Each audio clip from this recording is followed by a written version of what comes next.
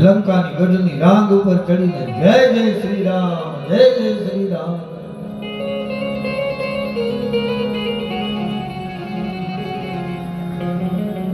અને આ બાજુ લંકેશ્વર રાક્ષસી પ્રજા ભયંકર યુદ્ધ જાય.